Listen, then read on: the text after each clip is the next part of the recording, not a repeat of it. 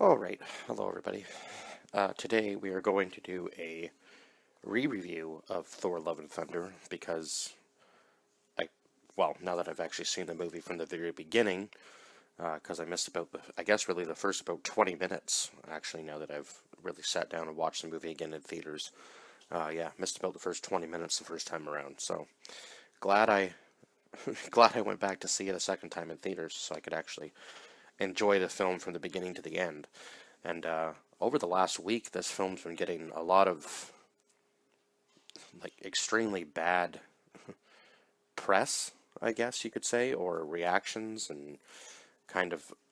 I feel like the director is kind of trying to troll us in a sense, because didn't he direct Thor Ragnarok too?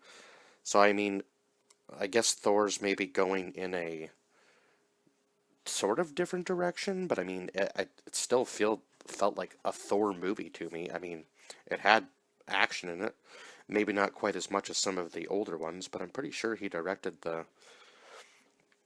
I could be wrong. I'm gonna have to look at Thor Ragnarok and who'd have.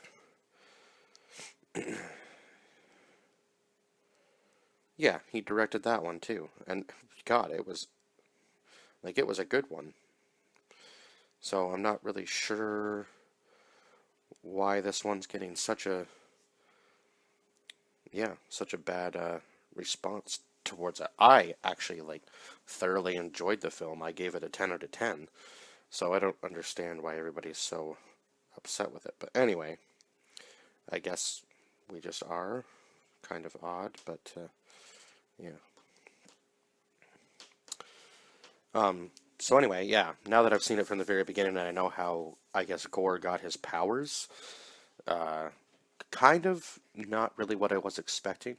I thought maybe he was going to have to fight the uh, creature or other being that had the necro sword in the beginning of the movie, but it seems that once he's walking through the desert and loses his daughter, obviously, as we know, which is why he decides to, I guess, go to his god and ask for help.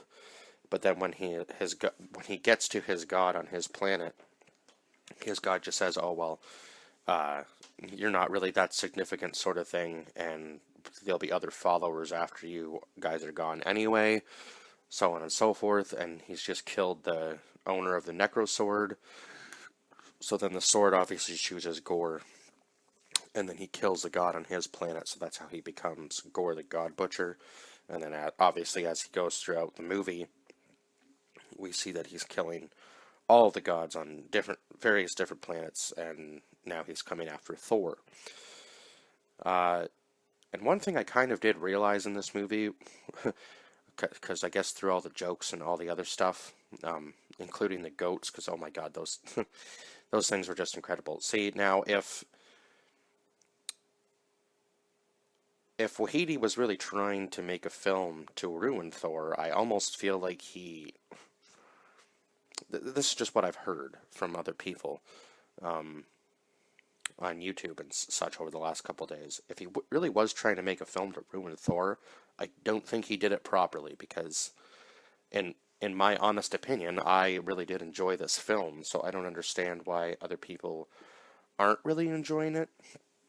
Because I thought the bringing Jane back was a cool thing to have happen, and then obviously Hercules is obviously going to be the next person he fights. So I really want to see where that goes, and I guess Wahidi's going to go on to direct some Star Wars movies, it sounds like, and everybody's kind of up in arms about that too, but I mean, I guess we'll see how he does on that, because I am a really big Star Wars fan, so kind of see what he really wants to do with the Star Wars trilogy. But I mean, I like his directing. Yeah, I just like him as a director, so I don't, maybe a lot of people don't like him as a director, and maybe that's why it's getting such a bad rep, but yeah, I don't really understand, because he did Thor Ragnarok, and I'm pretty sure that movie got an excellent rating by most people, or most people enjoyed it anyway, as far as I can remember. So yeah, kind of weird that this one's getting such a bad rep, but what was I gonna say? Oh yeah, I kind of realized how personal of a story this was to Thor, I guess, because he's reconnecting with Jane and kind of trying to, I guess, rediscover himself in a sense after obviously all the stuff went down with the Avengers, and now he's joined the Guardians of the Galaxy, and he's not really, yeah, he's kind of been on his own for most of the time, right? And he was always like felt like some part of a team, and I guess the Guardians of the Galaxy had already been formed for so long that maybe he kind of felt like an outcast in that group, and he kind of wanted to try to find like a sense of purpose again, which I think this movie did a really good job of. Like he's obviously goes to save the children from New Asgard, and yeah, and then obviously he has this new enemy to face, Gore the God Butcher, who honestly, even though,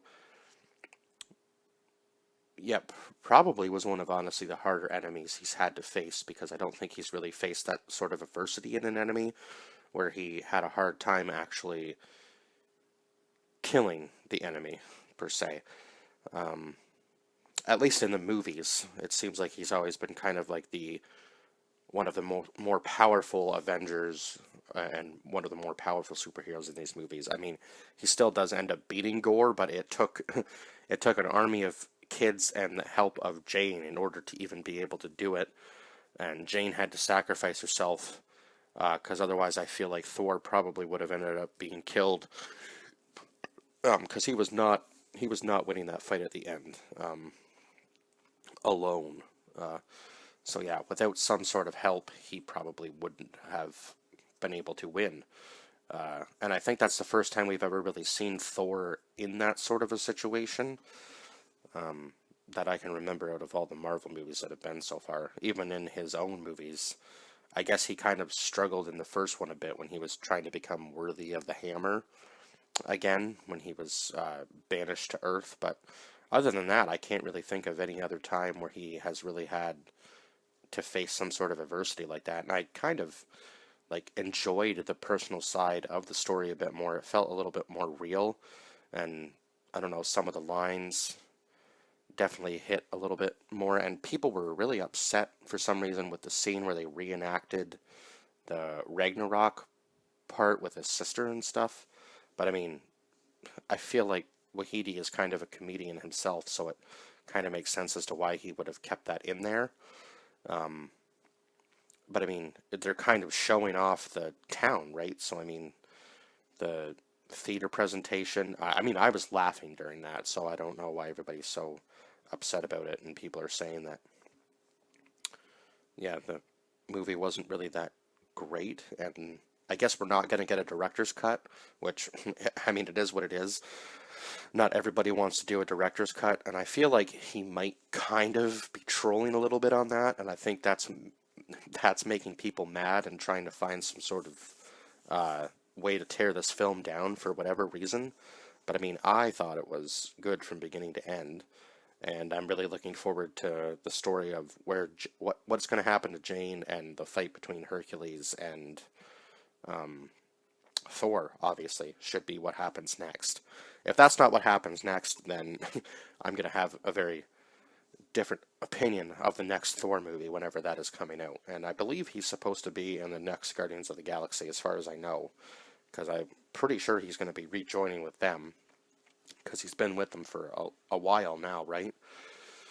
So yeah, I guess we'll see where he goes from there with that group, and so on and so forth. And yeah, how long have I been talking here? Oh, only about 9 minutes, but I guess this is sort of like a re-review, so I'm kind of just touching basis on the stuff that I missed. But yeah, I think that's, I know this is kind of a shorter re-review, but I guess when you're re-reviewing it, it kind of hard to really talk about everything. Yeah, but what else was I going to say? Oh yeah, I guess the story of the Thor and the kid being connected now, and maybe she'll try to resurrect her father at some point. I'm not really sure. I have a feeling that the next movie is going to be her a little bit more grown up, obviously, and maybe her and Thor will have to save Jane, maybe. or maybe they're going to team up in order to take on Hercules. I think that would be cool. I think it would be cool to see her abilities through the power of Stormbreaker, because now that he has, I'm probably going to butcher this again, but Mjolnir, I believe, is, yeah, that's got to be close. Um, I can't quite pronounce it any time I ever say it, but I know that for sure, that I'm probably butchering the name. But anyway, his hammer Mjolnir, yeah, now that he has the powers of that, or now that he has that hammer back in his possession, he's given the kid the Stormbreaker hammer. I want to see what she can actually do with it, because, yeah, I want to see what abilities the hammer's going to have now that it's in her possession.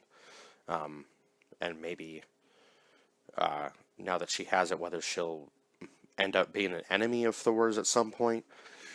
I can't see the kid turning on her, because they seem to have a pretty good connection right from the beginning, when they first meet. So, and Gore did say that, ask Thor to take care of her. So I can't imagine that he's not going to, because yeah, that's just Thor's kind of motto, is he's the protector. So maybe that was the point of the movie, was that yeah, now that I'm kind of thinking of it, it kind of does make sense. Like, he goes out on his own, saves the kids, gets Gore to choose love over anything else, because obviously we know that the reason he was doing all of what he was doing was for his kid. So instead of wishing what he was probably going to wish for, which would have been destruction of all the gods, Thor gets him to wish for his kid back, while he spends his last moments with Jane, obviously, because when she took the hammer for the last time in the movie, we knew that she was going to pass away, because the power of the hammer was draining any ability she had to fight the cancer, and it was already at stage 4. So I guess she just chose to have one last hurrah now that she had the power of the hammer, and that Mjolnir had called to her right at the beginning of the movie. So yeah, that kind of does make sense now. I guess he's kind of found his purpose, because when Gore told him to take care of the kid, Thor immediately agreed. So I guess maybe that was kind of the direction the movie was supposed to go in, now that I'm thinking of it. Yeah, he's going to raise this kid, so Thor's found a purpose again. Wow, I'm kind of surprised I put that all together.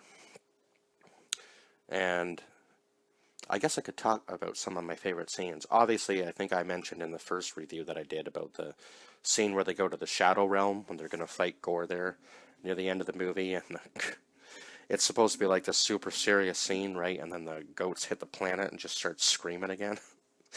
Oh man, those goats killed me. Each time I watch this film, because I probably will, I definitely am going to watch it again when it comes out on Disney Plus, because I really did enjoy it that much. So yeah, we'll see how long it's going to be before it comes out. I would probably imagine sometime around September or October. I would say. I'm just guessing, but I would say that's probably when it's going to be. Oh, what else could I talk about? Obviously, the scene with Zeus, where you think he's killed Zeus, and then the cutscene at the end where Zeus is back and talking to Hercules there, because he doesn't believe that anybody is really respecting the gods anymore, so he wants to take out Thor to earn his respect back again. And other than that, I think that's pretty much all I can say for this film. Other than my rating stays the same. I did kind of feel like they could have done a little bit more, maybe at the beginning of the movie, with how Gore got the sword. But other than that, I thought the movie was good right from that point on. Like, I felt like that was maybe the weakest point in the movie, was when Gore got the sword, to me anyway. But other than that, like him renouncing his god and all that, and his god trying to kill him, I guess the sword is going to pick him right, because they know that he's wanting revenge by that point anyway.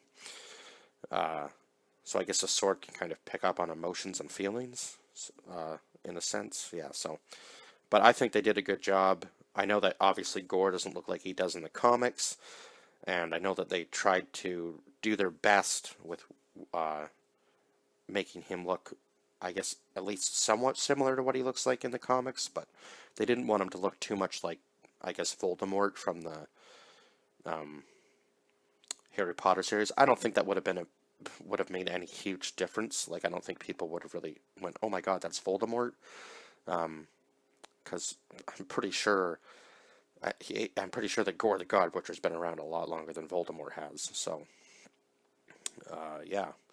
Anyway, other than that, 10 out of 10 for this movie again, and I actually do recommend people go see it and form your own opinion of it because obviously, yeah, I know I've said this before in some reviews, but film should be watched by a film should be watched by everybody because everybody's going to have a different opinion of the film. You're either going to like it, you're going to hate it, or maybe you're somewhere in the middle sort of thing where you're like, well, this was good, but this was also could have been better, which is usually how I kind of feel about a lot of films, but I feel like this film knocked it out of the park. Compared to Doctor Strange, this film was better. That's just my opinion. So I will see you guys in the next one. Bye bye for now.